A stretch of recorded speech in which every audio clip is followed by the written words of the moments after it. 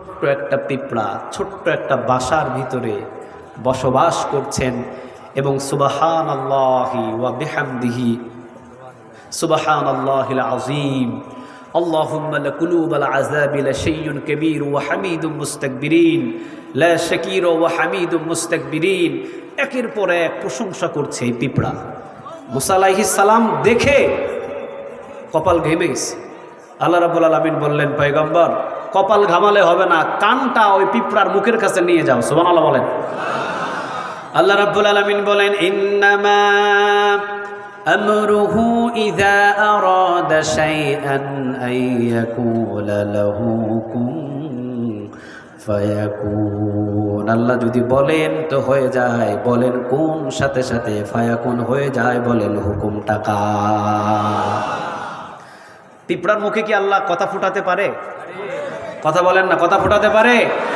আরে পৃথিবীতে তো হাজার মানুষ আছে, বহু মানুষ আছে, জিহ্বা আছে, মুখ আছে, কথা বলতে পারে না। কথা বলেন না কেন? তাহলে মানুষ হলেই যে কথা বলবে বিষয়টা এটা নয়। মানুষ হয়ে জন্ম নেয় কিন্তু মায়ের গর্ভ থেকে দুনিয়াতে এসে কথা বলতে পারে না, এমন মানুষ পৃথিবীতে আছে না নাই?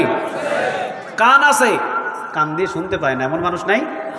চোখ আছে, চোখ দিয়ে দেখতে পারে না, এমন মানুষ আছে না নাই? তাহলে আল্লাহ যে সূরা ইয়াসিনে বললেন, ইন্নামা আমরুহু ইযা আরাদা শাইআন আইয়াকুলা লাহু কুন ফায়াকুন। আল্লাহ বলছেন আমি বলতে দেরি হবে, হইতে দেরি হবে না। আমি আল্লাহ যখন বলবো রাত হও, রাত হয়ে যাবে। আমি আল্লাহ যখন বলবো দিন হও, দিন হয়ে যাবে। আমি আল্লাহ যখন বলবো সূর্যের আলো হারিয়ে যাও, হারিয়ে যাবে। আমি আল্লাহ যখন বলবো কিয়ামত সংগঠিত হও, কিয়ামত সংগঠিত হয়ে যাবে। আমি আল্লাহ যখন বলবো ক্ষমতার মসনদে বসে আছে জুতার মালা পরাও, জুতার মালা পরানো হবে। আমি আল্লাহ যদি বলি বাংলাদেশ থেকে চোরের মতো পালাতে হবে, বাংলাদেশের টিকে থাকার পুরো সুযোগ হবে না, বর্ডার পার হয়ে বাংলাদেশ থেকে পালাতে বাধ্য হয়ে যাবে। কারণ আদেশটা আমার আর আপনার নয়, আদেশটা কার? আরো জোরে বলেন, আদেশটা কার? মালিকের।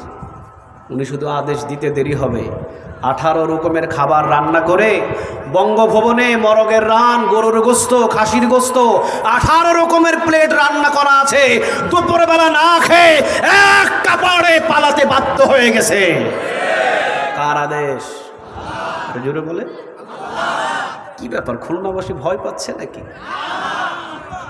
কার আদেশ? আমরা শুধু তার আদেশের অপেক্ষায় বসে থাকি, ঠিক না বে ঠিক? নাকি পৃথিবীর কোনো শক্তিকে আমরা ভয় পাই? পৃথিবীর শক্তিকে ভয় পায় যারা, তারা তো জালেম, তারা তো ভীত।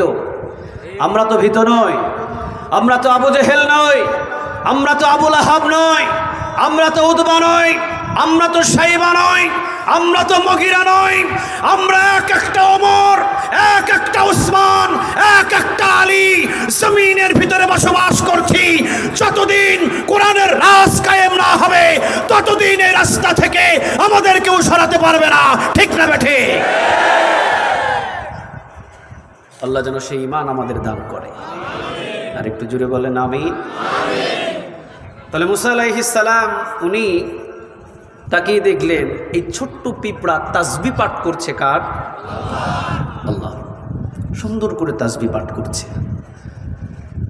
আল্লাহ রাব্বুল আলামিন বললেন, পয়গম্বর শুধুমাত্র তাসবিহ পাঠ করলেই, শুধুমাত্র তাসবিহ শুনলেই হবে না, কানটাকে পিঁপড়ার মুখের কাছে নিয়ে যাও। এই আদেশটাও দিলেন তিনি কে? নফল, ওয়াজিব, কি কি?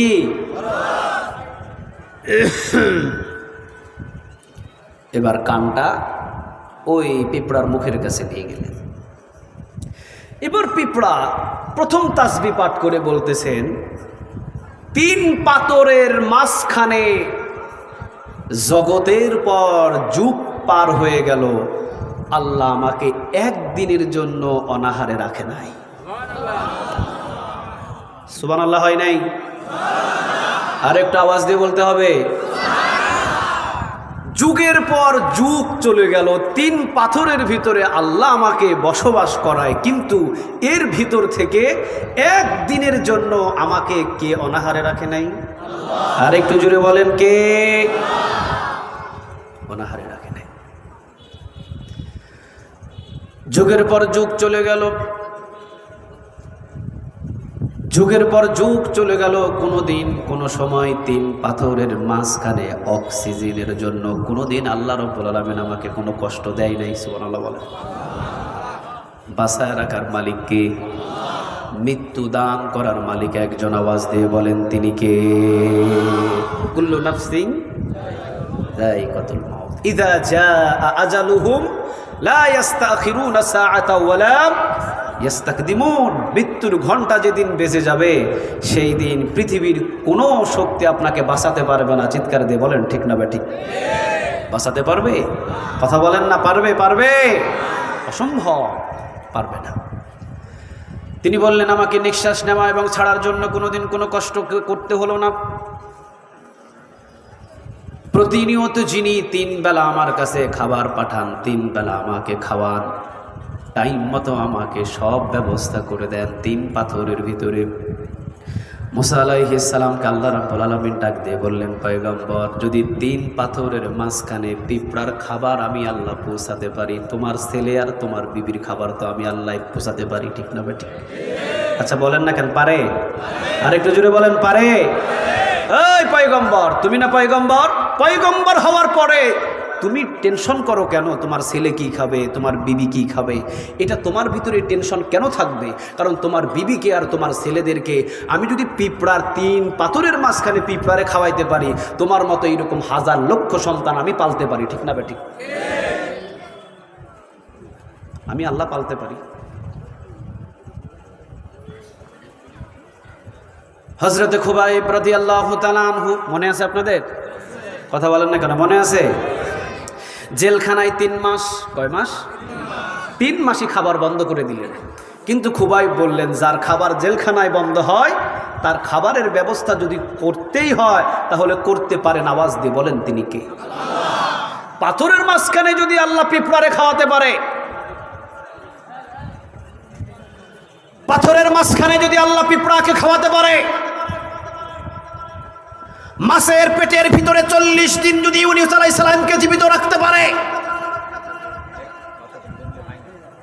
12 বছর পর্যন্ত জেলখানার ভিতরে যদি আল্লামা সাঈদীকে জীবিত রাখতে পারে, অন্ধকার থেকে যদি সূর্য উদয় করতে পারে, আবার সূর্য ডুবিয়ে দিয়ে যদি অন্ধকার করতে পারে, ইনশাআল্লাহ কোন হাফেজের রক্ত বৃথা যাবে না, কোন আলেমের রক্ত বৃথা যাবে না, কোন তালবে ইলমদের রক্ত বৃথা যাবে না, কোন কোরআনের মাহফিল বৃথা যাবে না। বাংলার জমিনে কোরআনের রাজ একদিন কায়েম হয়ে যাবে।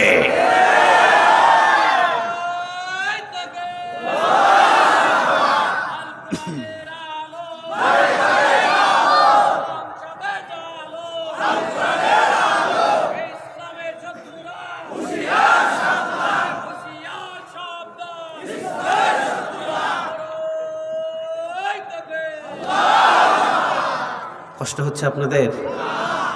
কথা তো বলতেছে আমি, আমার তো কষ্ট হওয়া কথা, আপনাদের কষ্ট হচ্ছে? তাকবীরের আওয়াজ একদম ওই এলাকার নাম বলবো না আমি, গোপালগঞ্জের মতো হয়ে গেছে। তো গোপালগঞ্জের মতো তো